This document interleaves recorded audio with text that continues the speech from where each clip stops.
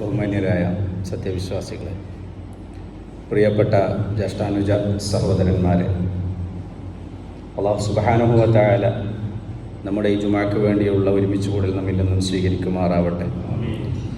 സർവശക്തനായ അല്ലാഹു അവനിഷ്ടപ്പെട്ട അടിമകളുടെ കൂട്ടത്തിൽ നമ്മെ ഉൾപ്പെടുത്തി അനുഗ്രഹിക്കുമാറാവട്ടെ.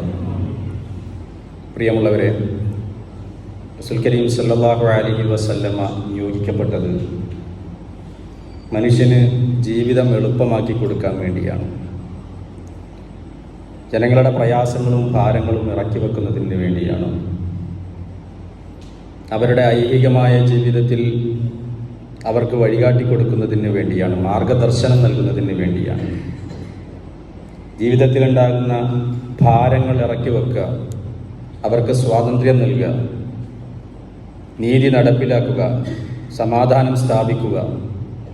റസൂൽ കരീം സല്ലല്ലാഹു അലൈഹി വസല്ലമയെ സംബന്ധിച്ച് പരിശുദ്ധ ഖുർആൻ നമ്മെ ബോധ്യപ്പെടുത്തി തരുന്നത്, റസൂൽ കരീം സല്ലല്ലാഹു അലൈഹി വസല്ലം ജനങ്ങളുടെ ഭാരങ്ങൾ ഇറക്കി വെച്ചു. റസൂൽ കരീം സല്ലല്ലാഹു അലൈഹി വസല്ലം അവരെ വരിഞ്ഞു മുറുക്കിയിരുന്ന പാരതന്ത്ര്യത്തിൻ്റെയും അടിമത്തത്തിൻ്റെയും ചങ്ങലക്കെട്ടുകൾ പൊട്ടിച്ചെറിഞ്ഞു. അവർക്ക് അനുവദനീയമായ നല്ല നല്ല സാധനങ്ങളൊക്കെ അനുവദനീയമാക്കി കൊടുത്തു. സൂറത്തുൽ അറാഫിലെ 157-ാമത്തെ ആയത്തിൽ അല്ലാഹു നമ്മെ പഠിപ്പിക്കുന്നത്, അല്ലദീന യത്തബിഊന റസൂലൻ നബിയ്യൽ ഉമ്മിയ്യല്ലദീ യജിദൂനഹു മക്തൂബൻ ഇൻദഹും ഫിത്തൗറാത്തി വൽ ഇൻജീൽ. തൗറാത്തിലും ഇൻജീലിലും രേഖപ്പെടുത്തപ്പെട്ട നിരക്ഷരനായ പ്രവാചക തിരുമേനി സല്ലല്ലാഹു അലൈഹി വസല്ലമയെ പിൻപറ്റുന്ന ആളുകൾ.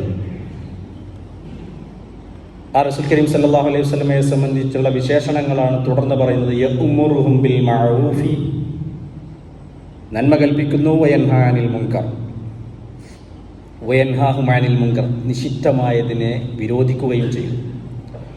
വയുഹില്ലു ലഹുമുത് തയ്യിബാത്ത്, നല്ലതിനെ ഹലാലാക്കി തരുന്നു, അനുവദനീയമാക്കി തരുന്നു. വയുഹർരിമു അലൈഹിമുൽ ഖബായിസ്, മ്ലേച്ഛമായതിനെ, ചീത്തയായതിനെ നിരോധിക്കുകയും ചെയ്യുന്നു. നബി സല്ലല്ലാഹു അലൈഹി വസല്ലമ നമുക്ക് ഹലാലാക്കി തന്നത് മുഴുവനും നമുക്ക് വേണ്ട സാധനങ്ങളാണ്, നമുക്ക് പരിശുദ്ധമായ സാധനങ്ങളാണ്, നമ്മുടെ ജീവിതത്തിൽ അനിവാര്യമായതുമാണ്. നിരോധിച്ചിട്ടുണ്ടോ അത് നമ്മുടെ ശാരീരികമായോ മാനസികമായോ ഇഹലോകത്തോ പരലോകത്തോ നമുക്ക് അപകടം ചെയ്യുന്ന സാധനങ്ങളാണ് നബി സല്ലല്ലാഹു അലൈഹി വസല്ലം നിരോധിച്ചിട്ടുള്ളത്, തടഞ്ഞിട്ടുള്ളത്. വയളഉ അൻഹും ഇസ്റഹും വൽ അഗ്ലാലല്ലതി കാനത് അലൈഹിം, അവരുടെ ഭാരങ്ങളെ നബി സല്ലല്ലാഹു അലൈഹി വസല്ലമ ഇറക്കി വെക്കുന്നു. യളഉ അൻഹും ഇസ്റഹും, ഭാരങ്ങളെ ഇറക്കി വെക്കുന്നു. മനുഷ്യന് പല നിരക്കുള്ള ഭാരങ്ങളുണ്ടാകും.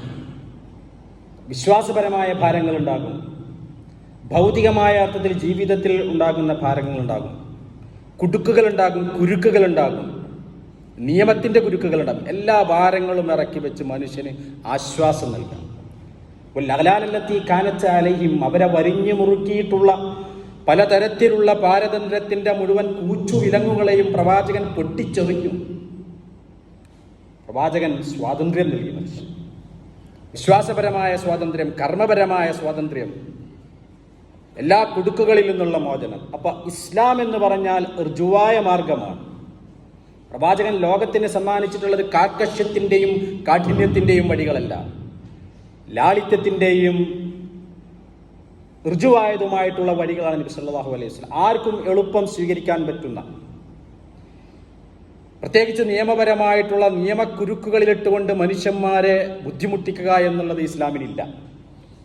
സാന്ദർഭികമായി പല നിയമങ്ങളിലും ഇളവ് വരുത്തിയതായിട്ട് നമുക്ക് കാണാൻ കഴിയുന്നതാണ്. റസൂൽ കരീം സല്ലല്ലാഹു അലൈഹി വസല്ലമയുടെ അടുക്കൽ ഒരു സ്വഹാബി വരികയാണ്.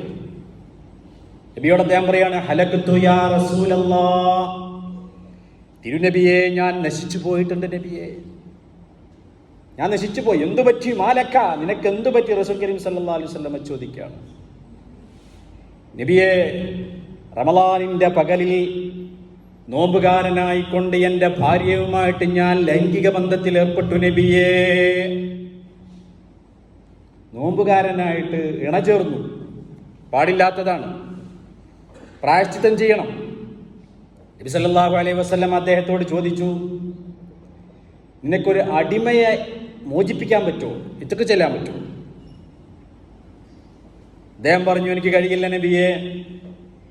എന്നാൽ 2 മാസം തുടർച്ചയായിട്ട് നിനക്ക് നോമ്പനുഷ്ഠിക്കാൻ പറ്റുമോ? അപ്പോഴും അദ്ദേഹം പറഞ്ഞു, എനിക്കതിന് കഴിയില്ല, സാധ്യമല്ല. നബി സല്ലല്ലാഹു അലൈഹി വസല്ലം ചോദിച്ചു, എന്നാൽ നിനക്ക് 60 മിസ്കീന്മാർക്ക് ഭക്ഷണം നൽകാൻ പറ്റും? അദ്ദേഹം പറഞ്ഞു, അതിനും കഴിയില്ല. ഇസ്ലാമിക നിയമപ്രകാരം റമദാനിന്റെ പകൽ സമയത്ത് നോമ്പുകാരനായിക്കൊണ്ട് ഇണചേർന്ന് കഴിഞ്ഞാൽ അതിന് പ്രായശ്ചിത്തം ഈ 3-ൽ 1 അടിമയെ മോചിപ്പിക്കണം. അതിന് സാധ്യമാകില്ലെങ്കിൽ 2 മാസം തുടർച്ചയായിട്ട് നോമ്പ് നോൽക്കണം. അതിനും സാധ്യമല്ലെങ്കിൽ 60 മിസ്കീന്മാർക്ക് ഭക്ഷണം നൽകണം. ഇതാണ് നിയമം. ഇത് 3 സാധ്യമല്ല എന്നാണ് ഇദ്ദേഹം പറയുന്നത്. എന്താ നബി സല്ലല്ലാഹു അലൈഹി വസല്ലം പ്രതികരിച്ചത്? എന്നാ ദീനുൽ ഇസ്ലാം എന്ന് പുറത്താണെന്നോ, ചെയ്തേ പറ്റൂ എന്നോ? അല്ല.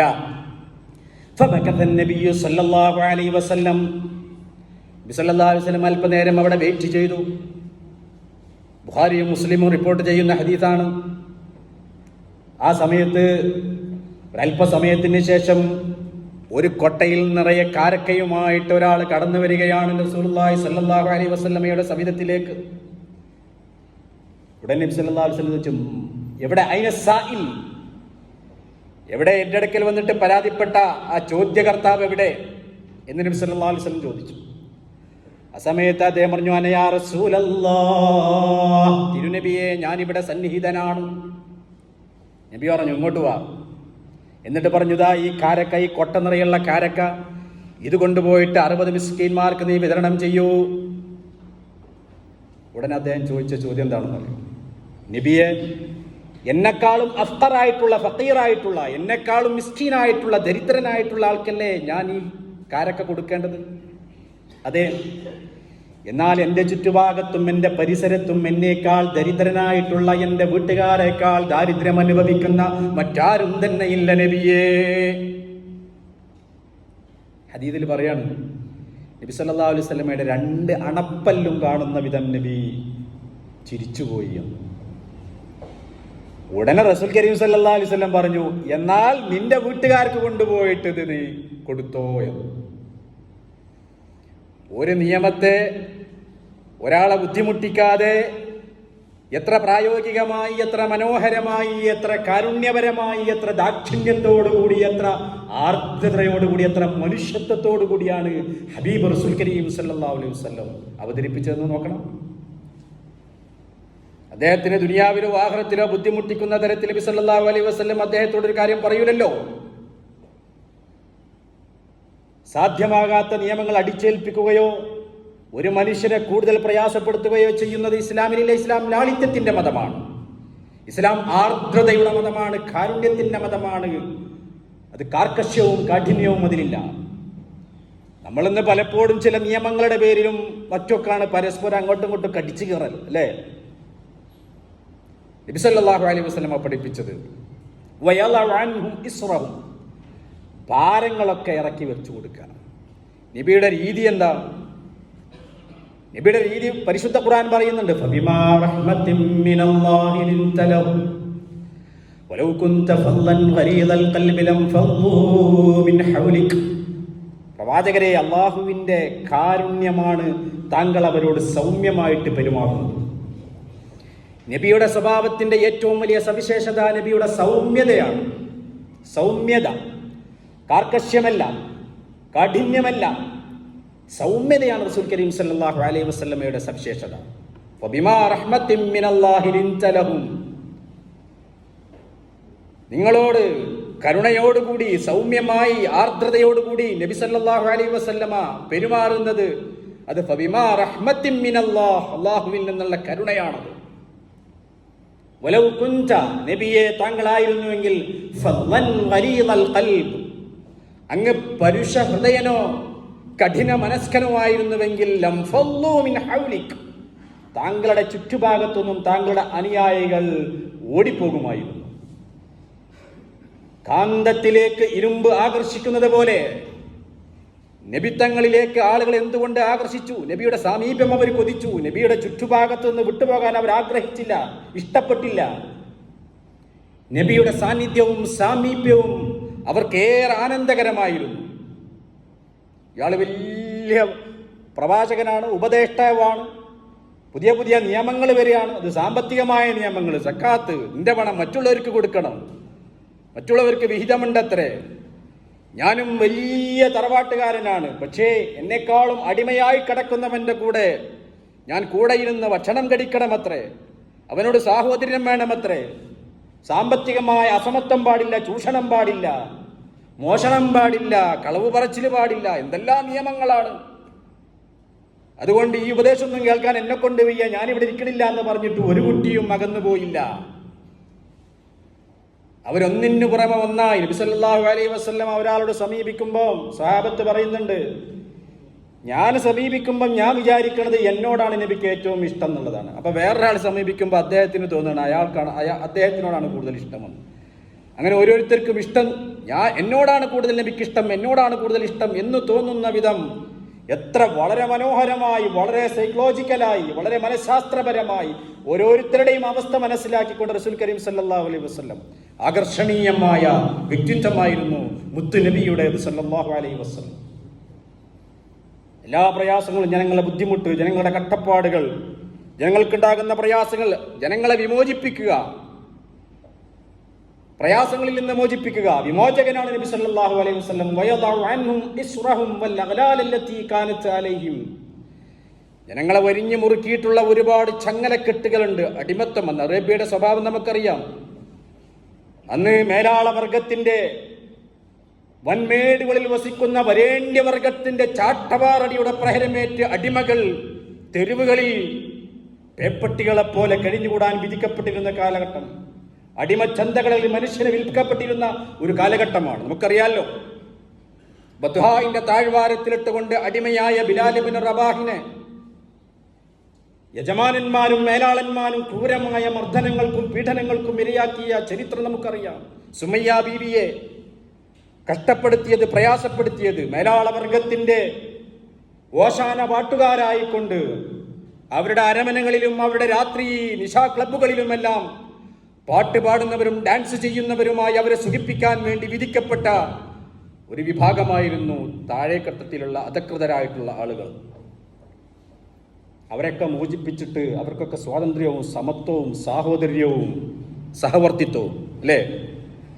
കറുത്ത് കരിക്കട്ട പോലെ കറുത്ത ബിലാലിനെയും വെളുത്ത് പനിനീർ പുഷ്പം പോലെ വെളുത്ത സൽമാനെയും ഒരേ പാത്രത്തിൽ നിന്ന് ഒരുമിച്ച് ഇരുന്നു കൊണ്ട് ഭക്ഷണം കഴിക്കാൻ പഠിപ്പിച്ചു റസൂൽ കരീം സല്ലല്ലാഹു അലൈഹി വസല്ലം. കുഴിച്ചുമൂടപ്പെട്ട പെൺകുട്ടി, അവരുടെ ദീനരോധനം അറേബ്യയുടെ മണലാരണ്യത്തിൽ നിന്ന് ഉയർന്നു വന്നു. അഷ്ടദിക്കുകളിലും അത് പൊട്ടിത്തെറിച്ചു. അത് ഭരണഗതിരങ്ങളിലാണ്, ബദിരകർണങ്ങളിൽ അത് വന്ന് അലച്ചു. ആരും അതിന് ചെവി കൊടുത്തില്ല. പെൺകുട്ടി നിലവിളിക്കുകയാണ്. എന്തിനാണ്? അവൾ ചെയ്ത തെറ്റെന്ത് എന്ന് അവൾക്കറിയില്ല. അവൾ പറഞ്ഞത് പെണ്ണായി പോയി എന്ന ഒറ്റ കാരണത്താൽ അതിന് ഈ പിതാവ് തന്നെ കാരണക്കാരനാണ്. ആ പിതാവാണ് ആ പൈതലിനെ പിടിച്ചുകൊണ്ട് കൈപിടിച്ചുകൊണ്ട് ചുട്ടുപൊടുത്ത മണലാരണ്യത്തിലേക്ക് വലിച്ചുകൊണ്ടുപോയി കുഴിമാടത്തിലേക്ക് കുഴി കുടിച്ചുകൊണ്ട് അതിലേക്ക് ജീവനോടെ കുടിച്ചു മൂടുന്നത്.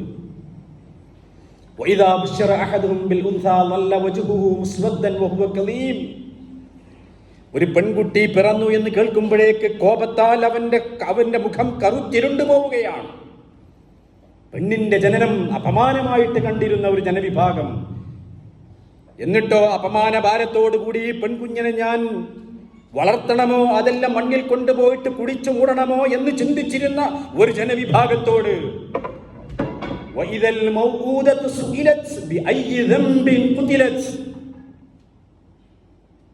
കുഴിച്ചു മൂടപ്പെടുന്ന പെൺകുട്ടിയോട് നാളെ എന്തിന്റെ പേരിൽ നീ കുഴിച്ചു മൂടപ്പെട്ടു എന്ന് ചോദിക്കപ്പെടുന്ന ഒരു ദിവസം മഹ്ശറിൽ നിർത്തപ്പെടുന്ന ഒരു ദിവസം നിന്റെ മുന്നിൽ വരാനുണ്ട് സുഹൃത്തേ എന്ന പരിശുദ്ധ ഖുർആന്റെ ചോദ്യത്തിന്റെ മുന്നിൽ പെണ്ണിനെ ഉപദ്രവിക്കുന്നതിന് പകരം നിങ്ങളിൽ ഏറ്റവും ഉത്തമന്മാർ നിങ്ങളുടെ പെണ്ണുങ്ങളോട് ഏറ്റവും ഉത്തമമായിട്ട് പെരുമാറുന്നവരാണ് എന്ന് മാത്രമല്ല, ഒരുത്തന് 2 പെൺകുട്ടിയുണ്ടായി അല്ലെങ്കിൽ 3 പെൺകുട്ടിയുണ്ടായി അവരെ നന്നായ നിലയിൽ സ്വഭാവം പഠിപ്പിച്ചു, ദീന് പഠിപ്പിച്ചുകൊണ്ട് വിവാഹം കഴിപ്പിച്ച് പറഞ്ഞയച്ചു കഴിഞ്ഞാൽ സ്വർഗത്തിൽ അവന് ഇടമുണ്ട് എന്ന് പഠിപ്പിച്ച മുത്ത് മുഹമ്മദ് മുസ്തഫ സല്ലല്ലാഹു അലൈഹി വസല്ലം. പെണ്ണിനെ കുഴിച്ചു മൂടിയെന്ന് പറയുന്നത്. പിന്നെ നിശയുടെ നിശബ്ദതയിൽ അവർ കൈകുളിർത്തിക്കൊണ്ട് ദ്വാ ചെയ്യാൻ തുടങ്ങി, അല്ലാഹുവേ എനിക്ക് പെൺകുഞ്ഞിനെ തരണമേ തമ്പുരാനെ എന്ന്. എത്ര വലിയ മാനസികമായ പരിവർത്തനമാണ്. സ്ത്രീകൾക്കിടയിൽ ഉണ്ടായിരുന്ന കുത്തടിഞ്ഞ ലൈംഗികതയെ നബി സല്ലല്ലാഹു അലൈഹി വസല്ലം തുടച്ചു നീക്കിയെന്ന് മാത്രമല്ല, സ്വത്തവകാശമില്ലാത്തവർക്ക് സ്വത്തവകാശം വാങ്ങിച്ചു കൊടുത്തു. പെണ്ണിന് അവകാശം ഉണ്ടായിരുന്നില്ല സ്വത്തിൽ. പെണ്ണിന് ആത്മാവുണ്ടായിരുന്നോ എന്നുള്ളതാണ് 15-ാം നൂറ്റാണ്ടിലുണ്ടായിരുന്ന ചർച്ച യൂറോപ്യൻ രാഷ്ട്രങ്ങളിൽ. എന്നാൽ ആണും പെണ്ണും ഒരാത്മാവിന്റെ ഭാഗമാണ്, ഒരാണിന്റെയും പെണ്ണിന്റെയും മക്കളാണ് എന്ന് പഠിപ്പിച്ചു മുഹമ്മദ് മുസ്തഫ സല്ലല്ലാഹു അലൈഹി വസല്ലം. മർദ്ദിതരായ ആളുകൾ മർദ്ദനം അനുഭവിച്ചു കൊണ്ടിരിക്കണം, അവർ പ്രയാസങ്ങൾ അനുഭവിച്ചു കൊണ്ടിരിക്കണം. അതായിരുന്നു ആ കാലഘട്ടത്തിലെ വിധി. എന്നാൽ പെൺകുട്ടികൾ മർദ്ദിക്കപ്പെടുമ്പോൾ ആരും ചോദ്യം ചെയ്യാനുണ്ടായിരുന്നില്ല. മദീനയിലേക്ക് ഒരു പെൺകുട്ടിയെ കൊണ്ടുവരികയാണ്. ചോര വാർന്നൊലിക്കുന്ന വിധത്തിൽ സംസാരശേഷിയില്ലാത്ത ഒരു പെൺകുട്ടിയെ നബി സല്ലല്ലാഹു അലൈഹി വസല്ലമയുടെ മുന്നിലേക്ക് കൊണ്ടുവരികയാണ്. ആ സമയത്ത് റസൂൽ കരീം സല്ലല്ലാഹു അലൈഹി വസല്ലം ചോദിച്ചു, ആരാണ് മോളെ നിന്നെ ഇങ്ങനെ ചെയ്തത്? നിന്നെ കൊല്ലാക്കൊല ചെയ്തതാരാണ്? നിന്നെ മർദ്ദിച്ചതാരാണ്? നിന്റെ തല എറിഞ്ഞുടച്ചതാരാണെന്ന് ചോദിച്ചപ്പം ആ പെൺകുട്ടിക്ക് സംസാരശേഷിയില്ല. നബി ആ നാട്ടിലെ ഓരോ തമ്മാടിയുടെയും ഓരോ ഗുണ്ടയുടെയും പേരെടുത്തുകൊണ്ട് ചോദിച്ചു, ഇവനാണോ ഇവനാണോ ഇവനാണോ? ഒരാളുടെ പേര് പറഞ്ഞപ്പം ആ കുട്ടി സമ്മതഭാവത്തിൽ തലയാട്ടി.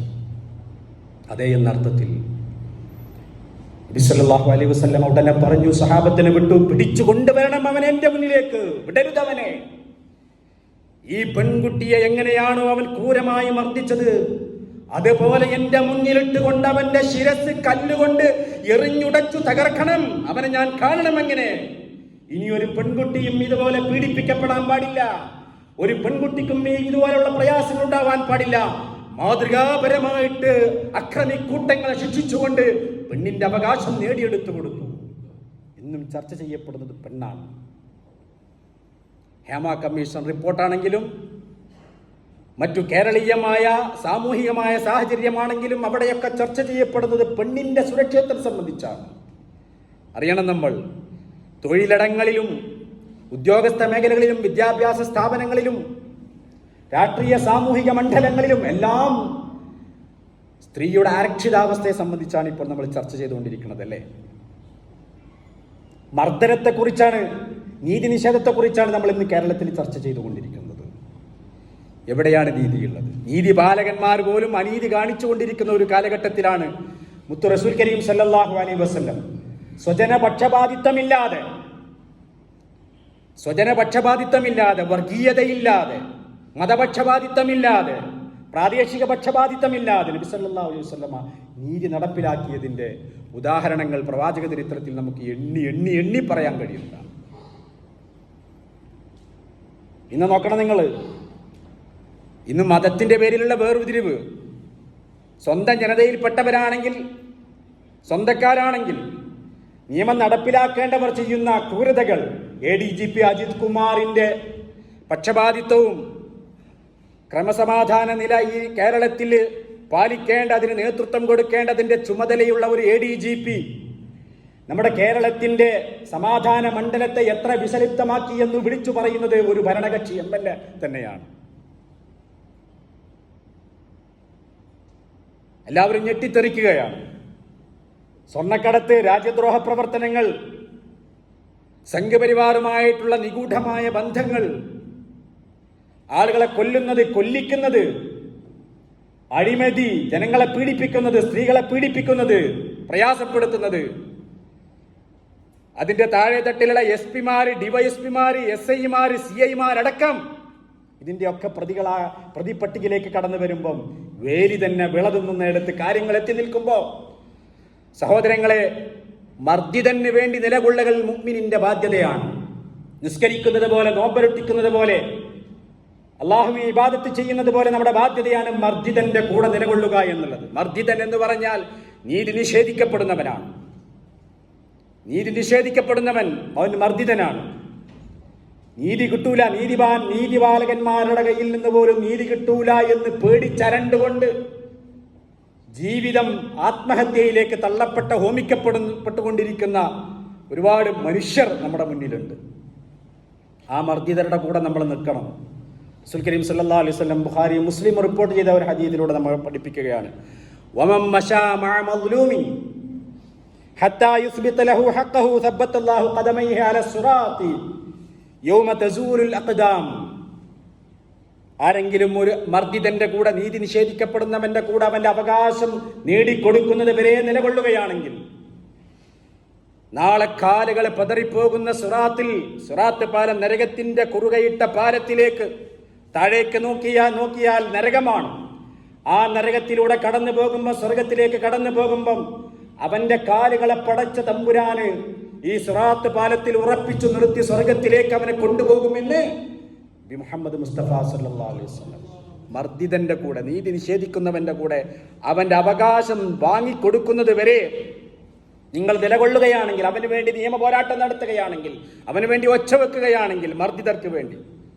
സഹോദരങ്ങളെ, ലോകത്തുനിന്ന് നടന്നുകൊണ്ടിരിക്കുന്നത് അനീതിയാണ്, അക്രമമാണ്, മർദ്ദനങ്ങളാണ് കണ്ടുകൊണ്ടിരിക്കും. നമ്മൾ എല്ലാവിധ അന്താരാഷ്ട്ര നിയമങ്ങളെയും ലംഘിച്ചുകൊണ്ട് ഫലസ്തീനിലെ UN സ്കൂളിന് നേരെ ബോംബെറിഞ്ഞിട്ട് അവിടെ പിഞ്ചു മക്കളെ കൊന്നുകളയുന്നത്, അഭയാർത്ഥി ക്യാമ്പുകളിലേക്ക് ബോംബിട്ടുകൊണ്ട് ദിവസവും 10, 20, 50, 60, 100 മനുഷ്യരാണ് കൊല ചെയ്യപ്പെട്ടുകൊണ്ടിരിക്കുന്നത്. UN ഇങ്ങനെ പറഞ്ഞുകൊണ്ടിരിക്കുകയാണ്, ചെയ്യല്ലേ ചെയ്യല്ലേ. ആരുണ്ട് ഈ അക്രമിയുടെ കൈ പിടിച്ചു കെട്ടാൻ? ആരുണ്ട് നിലവിളിക്കുന്ന ഈ മനുഷ്യരുടെ കൂടെ നിന്നുകൊണ്ട് അക്രമിയോട് അരുത് കാട്ടാള എന്ന് പറയാൻ ആരുണ്ട്? പലരും പല ഭാഗത്തുനിന്ന് നിലവിളിക്കുന്നുണ്ട്, അപേക്ഷിക്കുന്നുണ്ട്. പക്ഷേ ഈ അക്രമി സംഹാര താണ്ഡവമാടിക്കൊണ്ടേയിരിക്കുകയാണ്. അതാണെങ്കിലോ അന്താരാഷ്ട്ര UN നിയമങ്ങളെ മുഴുവനും കാറ്റിൽ പറത്തിക്കൊണ്ട്, അതും വലിയ വലിയ രാഷ്ട്രങ്ങളുടെ, അമേരിക്കയുടെയും ബ്രിട്ടന്റെയും എല്ലാം ഒത്താശയോടുകൂടി, ഒത്താശ എന്ന് പറഞ്ഞാൽ പോലെ അവരെന്നെ മുൻകൈ എടുത്തുകൊണ്ട് അക്രമം അടിച്ചുവിട്ടുകൊണ്ടിരിക്കുമ്പോൾ നമ്മൾ പോലും മൗനികളാണ്. ഇനി ഇന്ത്യയിലേക്ക് വന്നു കഴിഞ്ഞാലോ ഇവിടെയും അനീതി ഇങ്ങനെ നടമാടിക്കൊണ്ടിരിക്കുന്നത് നമ്മൾ കണ്ടുകൊണ്ടിരിക്കുകയാണ്. അനീതിയും അക്രമങ്ങളും, പള്ളികൾക്കെതിരെ മുറവിളി. ഹിമാചല പ്രദേശിലെ ഷിംല മസ്ജിദ് 6 പതിറ്റാണ്ട് കാലം മുസ്ലിമീങ്ങൾ നമസ്കരിച്ച പള്ളി പൊളിക്കാൻ വേണ്ടി ഇപ്പോൾ അവിടെ ഹിന്ദുത്വ ശക്തികൾ വലിയ പ്രകടനങ്ങൾ നടത്തിക്കൊണ്ടിരിക്കുകയാണ്. അതിനുവേണ്ടി മുറവിളി കൂട്ടിക്കൊണ്ടിരിക്കുകയാണ്. നോക്കൂ നിങ്ങൾ, നീതി കിട്ടേണ്ടവർ, നീതി നൽകേണ്ടവരാണ് ക്രമസമാധാന പാലകന്മാരും ജഡ്ജിമാരും ഒക്കെ. ചീഫ് ജസ്റ്റിസിന്റെ വീട്ടിൽ പോയിട്ടാണ് പ്രധാനമന്ത്രി പൂജ നടത്തുന്നത്. ഈ ചീഫ് ജസ്റ്റിസിൽ നിന്നാണോ സംഘപരിവാറിനെതിരെയുള്ള കേസുകളിൽ മുസ്ലിമീങ്ങൾക്ക് നീതി പ്രതീക്ഷിക്കാവുന്നത്?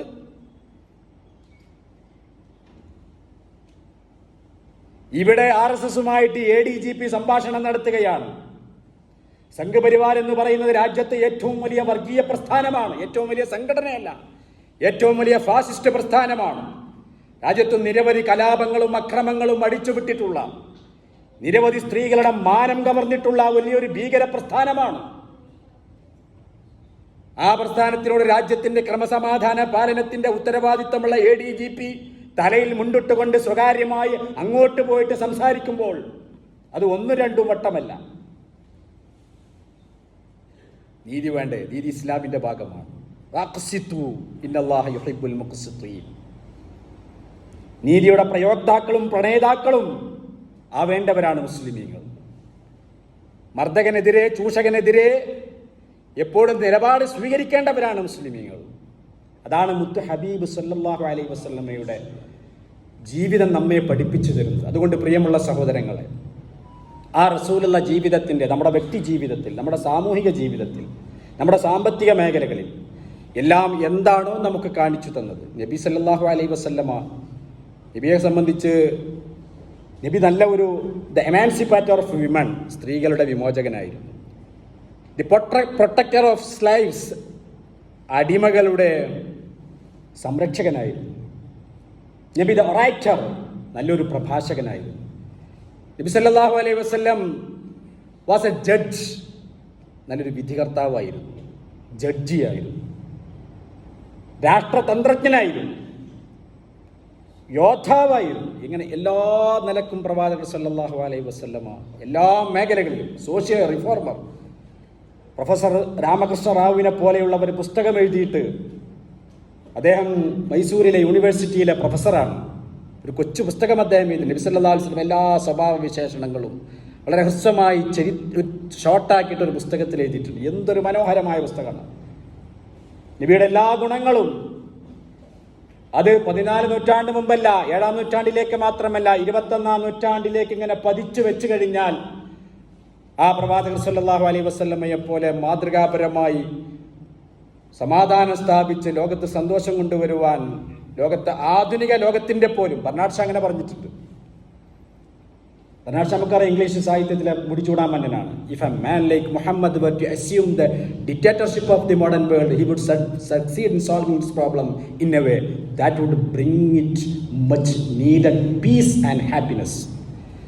മുഹമ്മദ് നബിയെ പോലെയുള്ള ഒരാളുടെ കൈകളിലേക്ക് ഈ ലോകത്തിൻ്റെ തന്നെ കലാപകലുഷിതമായ ഈ ലോകത്തിൻ്റെ ഭരണ സാരഥ്യം നൽകുകയാണെങ്കിൽ തീർച്ചയായിട്ടും ഇന്ന് ലോകത്തിന് ഏറ്റവും ആവശ്യമായിട്ടുള്ള much needed piece and happiness, സമാധാനവും സന്തോഷവും കൊണ്ടുവരാൻ ആ നബി സല്ലല്ലാഹു അലൈഹി വസല്ലമക്ക് അഥവാ മുഹമ്മദ് നബിക്ക് മാത്രമേ കഴിയുകയുള്ളൂ എന്ന് ലോകത്തെ ഏറ്റവും വലിയ ചിന്തകനും വിമർശനാത്മകമായി ലോകത്തെ മതങ്ങളെ പഠിച്ച ആളുമായ ബർണാഡ് ഷാ സാഹിത്യകാരനാണ്.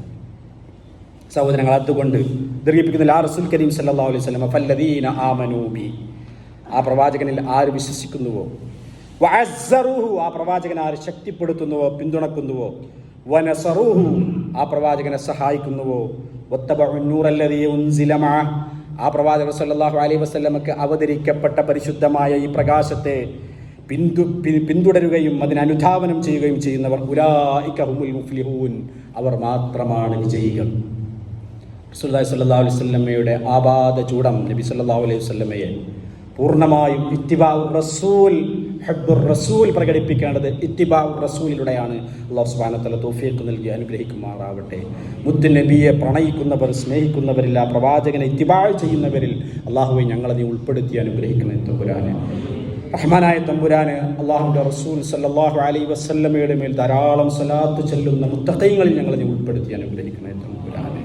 റസൂലുള്ളാഹി സ്വല്ലല്ലാഹു അലൈഹി വസല്ലമയെ ധാരാളമായി മനസ്സിലാക്കുവാനും ആ റസൂലുള്ളാഹിനെ കൂടുതൽ ഇത്തിബാ ചെയ്യാനും തൗഫീഖ് നൽകണേ തമ്പുരാനെ. അല്ലാഹു ഞങ്ങളുടെ എല്ലാ പാപങ്ങളും നീ പുറത്തു തരണേ തമ്പുരാനെ. അല്ലാഹു മരണപ്പെട്ടു പോയവരുടെ ഖബറിടങ്ങൾ നീ സ്വർഗ്ഗപൂങ്കാവനമാക്കണേ തമ്പുരാനെ. രോഗികൾക്ക് നീ ശിഫാ നൽകണേ തമ്പുരാനെ. നീ പ്രിയപ്പെട്ടവരെ, ഇഷ്ടപ്പെട്ടവരെ ഞങ്ങൾ ഉൾപ്പെടുത്തി അനുഗ്രഹിക്കണേ തമ്പുരാനെ. പ്രിയമുള്ളവരെ, നമ്മുടെ മദ്രസയുടെ വാർഷിക